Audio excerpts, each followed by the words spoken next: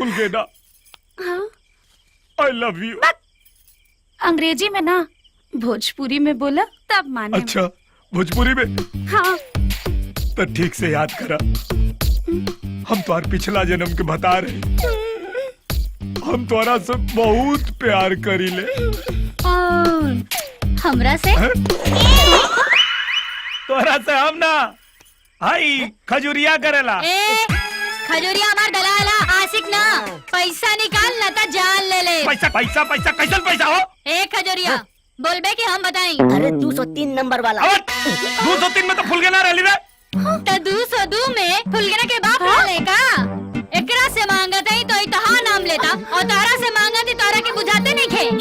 कैसन पैसा के बात करती आई? ए मैडम, जौन काम तो ओकरा संगे फ्री में करेलू ना, ओकरे हम पैसा लेनी। और इतनी के चक्कर में हम शहर से गांव आ गए नी और रही जाके हमार धंधो नहीं के चलत। और ऊपर से बुढ़वा मिल जाए तो हम ओकर सामान वापस कर देती। हाँ कैसन सामान? भूल गए रहे कुछ हमरा लगे। ई लड़की से तोर कौन रिश्ता बा? अब कुछ ना मानवता के रिश्ता बा। खजुरिया से पूछ ला। अच्छा, बहिन हई ना, माल है। केकर? खजुरिया के। अरे माल ना बहिन। माल के बहिन का तारे। अरे यार पैसा मिली, बहिना रह देना। अब तोर कूल खेला समझ में आ गई। तू कब्बो ना सुधरबे। आज के बाद अगर हमरा से मिलने की कोशिश करबे तो तोर जान ले ले, या तो अपन जान दे दे।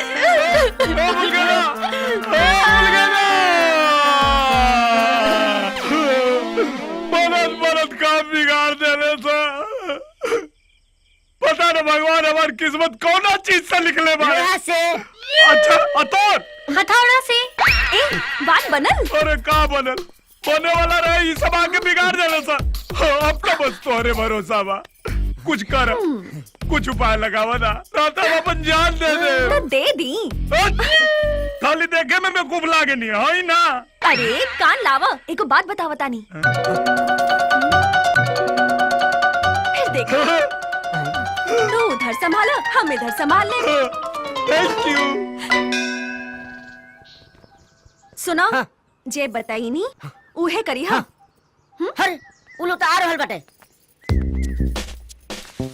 हाँ, आज तो मामला जमा देवे के बा। तू लोगन के जौन को जमावे के होखे ना, जमावा। हम तनिक गोड़ लग के आवत हैं, ठीक हो? 900 बिरार के चूहा हज को चली। खजरी उठा के दिखाई का। हमरा दीदिया के कुछ कहबा ना तो काट के रख दे हैं। प्रणाम चाचा। डर काहे गईला? अरे ना सुनला हुई, रुका आए रहो लोग के।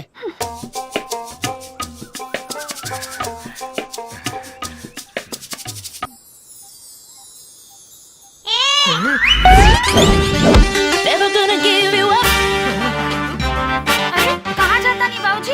अभी होता नहीं बेटा। चाचा। हाँ बोल। चाचा, रउआ से ब्याह के बारे में बात करेंगे। ई उम्र में? चाचा, रउआ खातिर ना, रउआ बेटी खातिर। अच्छा अच्छा अच्छा, लड़का का करेला? दरोगा बा। तहरा के तो अभी बता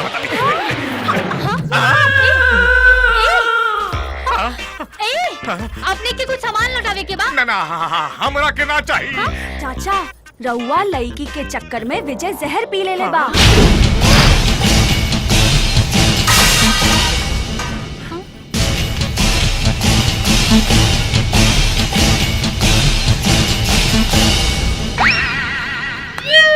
सर, यस, नसबंदी का नया पेशेंट डबल पैसे भराइल बा। लइका हम पैदा करत मानी तोहनी के का बा? अरे परेशानी डॉक्टर साहब के ना, तोहार मेहरारू के बा। का परेशानी बा हमर मेहरारू वजह से तोरे मेहरारू के एक टांग अस्पताल में और एक टांग नरक में बा। खाली मेहरारू बच्चा पैदा करे खातिर होला। तो का करे खातिर होला? ज्यादा बोलबे ना तो नस के साथ साथ कुछ और ही काट दे। चले। जैसन जैसन बोला तानी वैसा ही कर। जितना भी चाकू और औजार बा ना, ओकरा के गर्म पानी में धो ला और तेजी से धार लगावा। अच्छा, फिर हमनी की ओकर नसबंदी कइल जाई, समझला?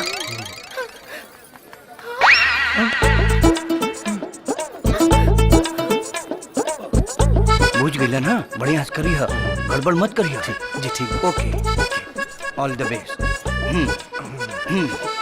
Follow me. साहब साहब इतना चेंज हो गई। अरे हमहू मरी जाई। अरे अपने के पैसा मिलल बा, खाली पेट भरे से मतलब, ले चलो। चलो चलो।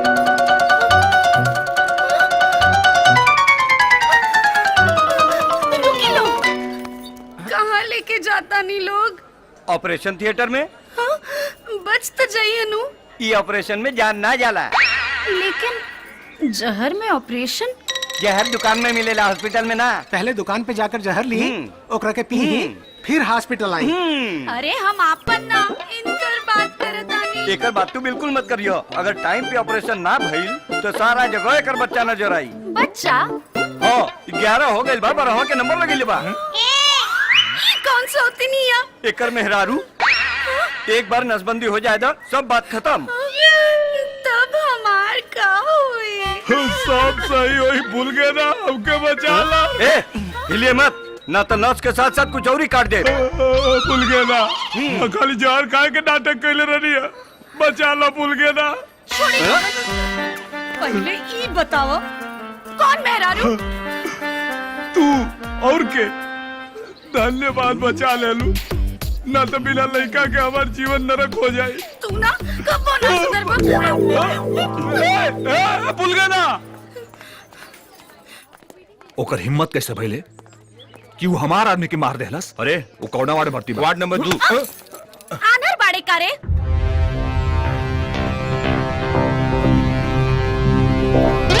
बहुत खूबसूरत पाड़ो। हरेंद्र भाई वो चुप। ए बाबू चली, बहुत लड़की मिली है पर एकरा जैसन खूबसूरत ना।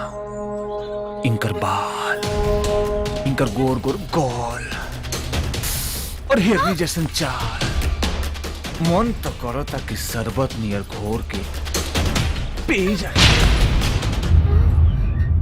अरे देखत का बाड़, बचावा। कहाँ बचाई? हम कहीं तो यार बोला। बता। सुन लाला, अब पति के सामने पत्नी के कुछ कहबा था। कहब तका उखाड़ ले बे।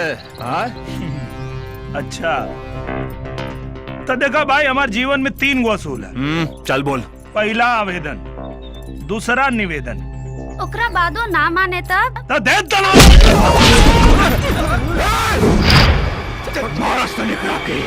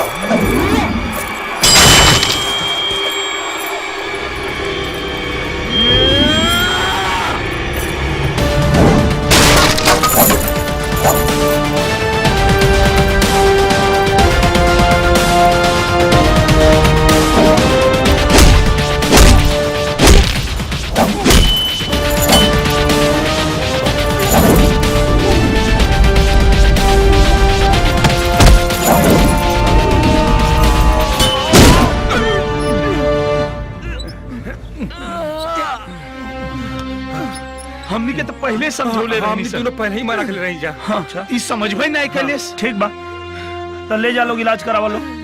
और हाँ, इलाज के साथ साथ ही सब तोड़ फोड़ के पैसा भर दिया लो। हाँ ले जा तनी जा। चल फटाफट उठाओ उठाओ जल्दी उठाओ। खाली भतार कहनी है तो इतना तोड़फोड़ कैल, भतार के अधिकार दे दे तब का करब। ए हमार राजा हंसेला तब जान मारेला।